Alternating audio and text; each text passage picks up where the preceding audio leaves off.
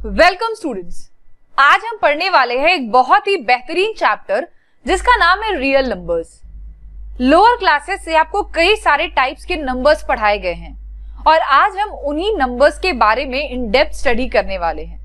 सबसे पहले अगर नंबर्स की कैटेगरी में बात करें तो हमें सिखाया गया था नेचुरल नंबर्स के बारे में। नेचुरल नंबर्स क्या होते हैं?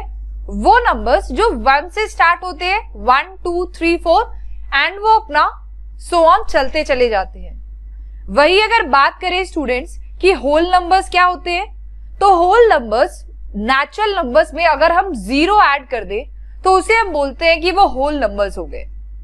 देन आपके इंटीजर्स क्या होते हैं?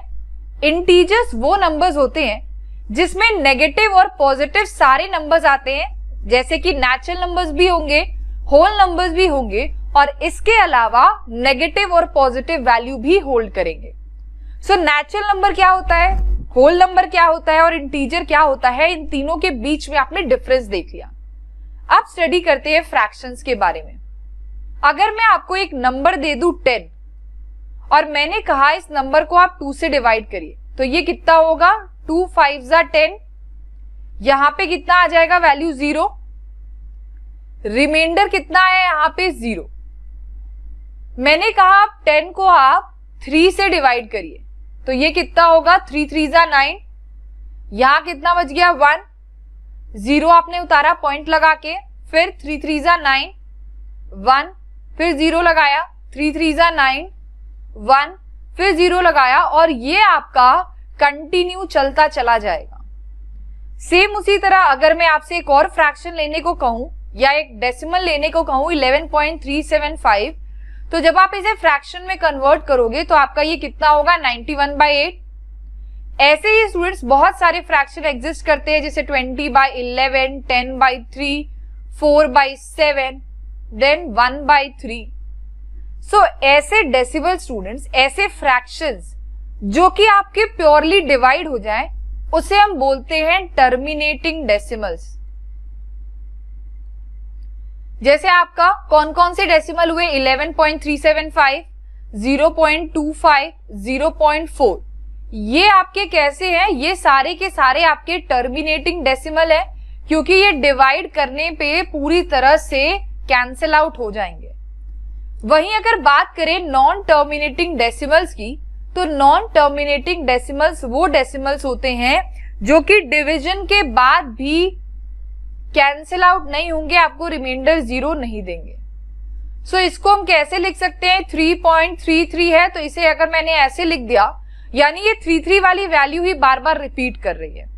सो फ्रैक्शंस आपके दो तरह के थे, एक आपके टर्मिनेटिंग और दूसरे आपके नॉन टर्मिनेटिंग। टर्मिनेटिंग फ्रैक्शंस कैसे होते हैं? जो कि डिवीजन के बाद आपको रिमाइंडर 0 दे। और नॉन टर्मिनेटिंग कैसे होते हैं? जो आपका डिवाइड होते जाएंगे लेकिन कभी भी कैंसिल आउट नहीं होंगे। फ्रैक्शन से आगे पढ़ते हैं डेसिमल नंबर्स के बारे में। डेसिमल नंबर्स को ब्रॉडली हम 2 कैटेगरीज में डिवाइड करते हैं। पहला है टर्मिनेटिंग और दूसरा है आपका नॉन टर्मिनेटिंग। अगर आप टर्मिनेटिंग के एग्जांपल्स की बात करें तो ये कुछ नंबर्स है जो आपके टर्मिनेटिंग है, यानी जब आप इनको डिवाइड करोगे तो ये कैंसिल आउट हो जाएंगे, जैसे 0.5, 0.4, 0.25, 11.3759। नॉन टर्मिनेटिंग को हम फर्दर 2 कैटेगरीज में डिवाइड करते हैं। पहला रेकरिंग और दूसरा आपका non recurring non terminating decimals. Recurring के एग्जांपल्स देखते हैं। रेकरिंग में जो भी डिजिट डेसिमल के बाहर जिसपे ऐसी लाइन लगी हो, इसे हम बोलते हैं बार। जिसपे भी ये बार लगा होगा यानी वो नंबर आपका बार बार रिपीट कर रहा है। सो अगर 0.3 बार को लिखने को कहा जाए तो ये होगा 0.33333 एंड चलता चला जाएगा। वही अगर नॉन रेकरिंग के एग्जांपल्स देखें तो ये है आपका 5.2341079। इसमें भी क्या होता है स्टूडेंट्स? इसमें भी नंबर रिपीट ही करते हैं, लेकिन यहाँ पे सेम नंबर आपका रिपीट कर रहा था, लेकिन यहाँ पे आपके डिफरेंट नंबर्स जो है वो चलते चले जाएंगे। मतलब ये भी आपका टर्मिनेट नहीं होगा, लेकिन यहाँ पे जो नंबर्स आएंगे वो आपके डिफरेंट आएंगे। इससे हमने 2 चीजें कंक्लूड करी। इस नॉन रेकरिंग डेसिमल को आप कभी भी फ्रैक्शंस के फॉर्म में नहीं लिख सकते, लेकिन टर्मिनेटिंग डेसिमल्स को अगर मैं 0.5 को फ्रैक्शन में लिखने को कहूं तो ये हो जाएगा 5/10, 0.4 को कहूं तो ये हो जाएगा 4/10, यानी टर्मिनेटिंग डेसिमल्स को आप फ्रैक्शंस के फॉर्म में रिप्रेजेंट कर सकते हो। सो क्या पॉइंट हो जाएगा, टर्मिनेटिंग, नॉन टर्मिनेटिंग, किसमें डिवाइडेड है, रेकरिंग और नॉन रेकरिंग। सो ये जो आपके टर्मिनेटिंग है इसको आप फ्रैक्शंस के फॉर्म में रिप्रेजेंट कर सकते हो, लेकिन नॉन टर्मिनेटिंग की बात करें तो इसको आप फ्रैक्शंस के फॉर्म में रिप्रेजेंट नहीं कर सकते। दूसरा पॉइंट क्या है, इसको आप फ्रैक्शंस में कन्वर्ट भी नहीं कर सकते, लेकिन टर्मिनेटिंग को आप फ्रैक्शंस में कन्वर्ट कर सकते हो। इसके अगर मैं आपसे कुछ एग्जांपल्स डिस्कस करूं तो आपने देखा कि हमारे पास 0.42 था, हमने इसको लिख दिया 42/100। सेम उसी तरह 5.2 इसको लिख दिया 52/10। लेकिन यहां पे अगर कोई ऐसा नॉन रेकरिंग टर्मिनेटिंग डेसिमल है, नॉन टर्मिनेटिंग डेसिमल है, तो उसको कैसे करते हैं, अब इसको आप समझिएगा। रेकरिंग में आपके पास मैंने दिया x इज इक्वल टू 1.3 बार। अब इसको आपको फ्रैक्शन के फॉर्म में रिप्रेजेंट करना है, क्योंकि सिर्फ नॉन रेकरिंग को आप फ्रैक्शन के फॉर्म में रिप्रेजेंट नहीं कर सकते। सो यहाँ पे आपको क्या फॉलो करना होगा, 10 से दोनों साइड आप मल्टीप्लाई करिए, तो ये हो जाएगा 10x is equal to 13.3 bar. Second equation में से फर्स्ट इक्वेशन को सब्ट्रैक्ट करिए, कितना आएगा, 9x is equal to 13.3 bar minus 1.3 bar. ये हो जाएगा आपका 9x is equal to 12, x की वैल्यू आ गई 12/9 दैट इज 4/3। सो 1.3 बार को हम ऐसे रिप्रेजेंट कर सकते हैं।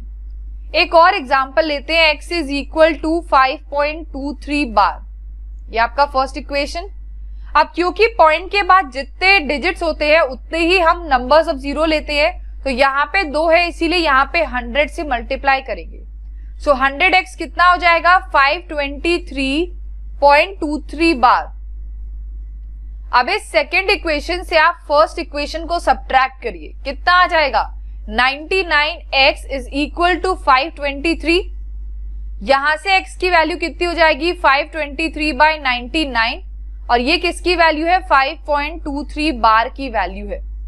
आपको रेकरिंग के बारे में समझ में आ गया स्टूडेंट्स कि कैसे रेकरिंग को आप फ्रैक्शंस के फॉर्म में रिप्रेजेंट कर सकते हो। और अगर वही टर्मिनेटिंग है जैसे 42.4967, इसको रिप्रेजेंट करने के लिए तो 424967 बाय कितने डिजिट, जितने आपके जीरोस एग्जिस्ट करते हैं उतने आपने इसमें डिजिट्स लगा दिए।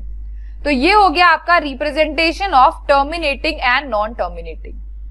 अब एक चीज स्टूडेंट्स आप समझिएगा, ये टर्मिनेटिंग और रेकरिंग डेसिमल्स को हम कलेक्टिवली बोलते हैं रैशनल नंबर्स, और ये जो नॉन रेकरिंग नॉन टर्मिनेटिंग है इसको हम बोलते हैं इरैशनल नंबर्स। सो अब रैशनल और इरैशनल नंबर को पढ़ते हैं। रैशनल नंबर्स क्या होते हैं, रैशनल नंबर स्टूडेंट्स वो नंबर्स होते हैं जिनको आप p/q फ्रैक्शन के फॉर्म में रिप्रेजेंट कर सकते हैं, लेकिन यहाँ पे जो फ्रैक्शन का डिनोमिनेटर है वो कभी जीरो नहीं होना चाहिए। जैसे आपने एक नंबर ले लिया 0.5244, फिर उसी तरह अगर आपने एक नंबर ले लिया 432, इसको भी y1 करके आप रिप्रेजेंट कर सकते हो। नंबर है 2, इसको भी 2/1 के फॉर्म में रिप्रेजेंट कर सकते हो। नंबर है 0, इसको भी आप 0/1 के फॉर्म में रिप्रेजेंट कर सकते हो। नंबर है -5, इसको भी आप -5/1 के फॉर्म में रिप्रेजेंट कर सकते हो। तो रैशनल नंबर स्टूडेंट वो नंबर्स होते हैं जिनको आप p/q के फॉर्म में रिप्रेजेंट कर सकते हो, बस कंडीशन इतनी है कि q की वैल्यू आपकी 0 नहीं होनी चाहिए। तो अब इरैशनल नंबर्स क्या होते हैं, इरैशनल नंबर्स वो नंबर्स होते हैं स्टूडेंट्स जिनको आप फ्रैक्शन यानी p/q के फॉर्म में रिप्रेजेंट नहीं कर सकते, और यहाँ पे q की वैल्यू जो है, यहाँ पे p और q क्या है, इंटीजर है, जहां q की वैल्यू 0 नहीं होनी चाहिए। अब अगर बात करें x की, तो x इज इक्वल टू 5.123339754, इसे आप p/q के फॉर्म में रिप्रेजेंट नहीं कर सकते। सेम उसी तरह √2 नहीं रिप्रेजेंट कर सकते, √3 नहीं रिप्रेजेंट कर सकते। पाई की वैल्यू की बात करें तो 3.14159, लिखते तो इसको 3.14 ही है, लेकिन फिर भी स्टूडेंट्स इसको आप फ्रैक्शंस के फॉर्म में प्योरली रिप्रेजेंट नहीं कर सकते, जिसकी वजह से इसको हम इररेशनल नंबर्स की कैटेगरी में रखते हैं। अब एक बार पूरा फ्लो चार्ट देखते हैं रियल नंबर्स का। सबसे पहले आता है स्टूडेंट्स आपका नेचुरल नंबर्स। नेचुरल नंबर्स के अंदर आपका आता है होल नंबर्स। होल नंबर्स के अंदर सारे नेचुरल नंबर आते हैं। इंटीजर्स के अंदर सारे होल नंबर्स और नेचुरल नंबर्स आते हैं। ये सारे आपके आते हैं इंटीजर्स के अंदर। इंटीजर्स के अलावा एक आपकी कैटेगरी होती है रैशनल नंबर्स की और दूसरी इररेशनल नंबर्स की, और ये सारे नंबर्स आपके आते हैं किसके अंदर? ये सारे नंबर्स आपके आते हैं रियल नंबर्स के अंदर। ये किसके अंडर में आते हैं? ये सारे आते हैं आपके रियल नंबर्स के अंदर। तो आपको अब नंबर्स के बारे में आइडिया लग गया होगा कि आखिर हम नंबर्स को कैसे रिप्रेजेंट कर सकते हैं। नेक्स्ट टॉपिक है आपका divisibility of the fundamental theory of arithmetic. So students, fundamental theory of arithmetic में हम नंबर्स के बारे में इन डेप्थ स्टडी करेंगे कि आखिर प्राइम नंबर्स क्या होते हैं, कॉम्पोजिट नंबर्स क्या होते हैं, कैसे नंबर्स को हम उनकी डिविजिबिलिटी चेक कर सकते हैं। तो सबसे पहले देखते हैं डिविजिबिलिटी ऑफ प्राइम नंबर्स, कि हम प्राइम नंबर्स को कैसे डिवाइड करते हैं। अगर मैं आपसे कहूं कि प्राइम नंबर्स क्या होते हैं और कॉम्पोजिट नंबर्स क्या होते हैं, इनके बीच में आप मुझे डिफरेंस बताइए। अगर बात करें प्राइम और कॉम्पोजिट नंबर की, तो प्राइम नंबर्स स्टूडेंट्स वो नंबर्स होते हैं जो जिनके सिर्फ दो फैक्टर होते हैं, एक तो वो खुद और एक 1। जैसे अगर सबसे छोटे प्राइम नंबर की बात करें तो क्या है? 2 हो गया आपका सबसे छोटा प्राइम नंबर। फिर आपके पास है 3, 5, 7, 11। यानी अगर 2 को डिवाइड किया जाए तो 2 के सिर्फ दो ही फैक्टर्स हैं, एक तो 1 और एक खुद 2। सेम उसी तरह 5 के दो फैक्टर्स हैं, एक तो वो नंबर खुद और दूसरा 1। अब कॉम्पोजिट नंबर क्या होते हैं? प्राइम नंबर को छोड़ दे अगर, तो जो भी नंबर जिनके 2 के अलावा फैक्टर्स एग्जिस्ट करते हैं उनको हम बोलते हैं कॉम्पोजिट नंबर। जैसे 4, 6, 8, 9, 12। 4 के फैक्टर्स देखिए, 4 के फैक्टर्स 2 भी है, 1 भी है, 4 खुद भी है। 8 का देखिए 2 भी है, 4 भी है, 1 भी है और 8 भी है। तो आप कह सकते हो प्राइम नंबर्स वो नंबर्स होते हैं जिनके फैक्टर्स सिर्फ वो नंबर और 1 होता है। कॉम्पोजिट नंबर्स वो नंबर्स होते हैं जिनके फैक्टर्स 2 से ज्यादा एग्जिस्ट करते हैं। अब सबसे पहले अगर प्राइम नंबर्स की बात करें तो हमारे पास क्या क्या प्राइम नंबर्स अवेलेबल है? हमारे पास प्राइम नंबर है 2, 3, 5, 7, 11, 13।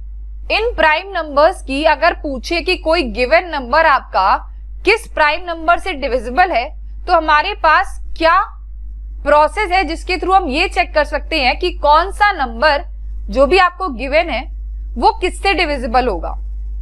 सबसे पहले अगर 2 की डिविजिबिलिटी की बात करें तो अगर वो नंबर इवन है तो वो 2 से डिविजिबल होगा, अगर वो नंबर ऑड है तो वो 2 से डिविजिबल नहीं होगा। जैसे मैंने नंबर ले लिया 64। 64 एक इवन नंबर है, इवन नंबर होने की वजह से ये आपका 2 से डिविजिबल है। वहीं अगर मैंने नंबर ले लिया 63, 63 आपका एक ऑड नंबर है, इसीलिए ये 2 से आपका डिविजिबल नहीं है। सो 2 की डिविजिबिलिटी क्या है कि अगर नंबर इवन है तो वो 2 से डिविजिबल होगा, अगर वो नंबर ऑड है तो वो 2 से डिविजिबल नहीं होगा। सेम वैसे ही 3 की डिविजिबिलिटी देखते हैं। आपके सामने एक नंबर गिवन है 426, 708, 2019 और 4961। अगर 426 नंबर की बात करें तो 3 की डिविजिबिलिटी ये कहती है कि सारे नंबर्स का जो सम है वो 3 से डिविजिबल होना चाहिए। तीनों को ऐड करिए, 6, 4, 10 प्लस 2 12, 2 प्लस 1 3, यानी 3 तो 3 से डिविजिबल है, यानी 426 आपका 3 से डिविजिबल है। 708, 8, 7, 15, 5 प्लस 1 6, 6 आपका 3 से डिविजिबल है, यानी 708 भी आपका 3 से डिविजिबल है। 2019 कितना आ गया 12, 2 प्लस 1 3, 3 आपका 3 से डिविजिबल है तो 2019 भी डिविजिबल है। 4961 इसको देखिएगा, कितना आएगा 20। क्या 2 3 से डिविजिबल है? तो 4961 भी आपका 3 से डिविजिबल नहीं होगा। अब 5 की डिविजिबिलिटी की बात करें तो 5 से डिविजिबल नंबर का कॉन्सेप्ट ये कहता है कि अगर किसी भी गिवन नंबर के लास्ट में 0 या 5 आ रहा है तो वो नंबर आपका 5 से डिविजिबल होगा। आसान सी डिविजिबिलिटी है 2 3 और 5 की। इंपॉर्टेंट डिविजिबिलिटी है 7 11 और 13 की। मैंने आपके सामने एक नंबर दे दिया 224। आपको ये बताना है कि क्या ये नंबर आपका 7 से डिविजिबल है। सो आपको क्या करना है, इसमें लास्ट वाला नंबर ले लीजिए 4 और बचे हुए नंबर का 3 में मल्टीप्लाई कर दीजिए। कितना हो जाएगा 66 प्लस 4 70। अगर जो भी नंबर आपको रिजल्ट में मिला है अगर वो आपका 7 से डिविजिबल है तो ये गिवन नंबर भी आपका 7 से डिविजिबल होगा। 11 की डिविजिबिलिटी देखते हैं 918082। 11 की डिविजिबिलिटी में बहुत कॉमन रूल लगता है। पहले वाले नंबर को +9 कंसिडर करते हुए हर सेकेंड नंबर को आप माइनस करिए और हर थर्ड नंबर को आप ऐड करिए। यानी +9 में से -1 +8 -0 -8 +8 और यहाँ पे आ गया आपका -2। आपका क्या कैंसिल आउट हो जाएगा 9 - 8 8 + 8 + 6 24 24 - 2 22। अब 22 आपका 11 से डिविजिबल है, इसीलिए हम ये कह सकते हैं कि ये गिवन नंबर जो है वो आपका 11 से डिविजिबल है। अब 13 की डिविजिबिलिटी देखते हैं। आपको एक नंबर गिवन है 637। लास्ट नंबर में 9 का मल्टीप्लाई करिए और बचे हुए नंबर में से उसको सब्ट्रैक्ट कर दीजिए। तो ये कितना आ जाएगा 63 - 63 दैट इज 0। 0 आपका 13 से डिविजिबल है, इसीलिए 637 भी आपका 13 से डिविजिबल है। अब एक और क्वेश्चन देखते हैं 923। 3 में आप 9 का मल्टीप्लाई करिए और 92 में से इसको सब्ट्रैक्ट कर दीजिए। कितना बचेगा यहाँ पे? ये आ जाएगा आपका 65। अब 65 13 से डिविजिबल है, इसीलिए हम ये कह सकते हैं स्टूडेंट्स कि 923 भी आपका किससे डिविजिबल है? 13 से डिविजिबल है। सो आपको डिविजिबिलिटी समझ में आ गई प्राइम नंबर्स की। 2 की डिविजिबिलिटी क्या है कि वो इवन नंबर होगा तो 2 से डिविजिबल है, ऑड होगा तो 2 से डिविजिबल नहीं है। 3 की क्या है? सम जो है वो 3 से डिविजिबल होना चाहिए। 5 के केस में लास्ट में 0 या 5 आना चाहिए। 7 के केस में आपको क्या करना है कि 4 जो लास्ट नंबर है उसको लेना है, उसमें बचे हुए नंबर का 3 में मल्टीप्लाई करके ऐड करना है। अगर अचीव नंबर 7 से डिविजिबल है तो वो आपका पूरा नंबर 7 से डिविजिबल माना जाएगा।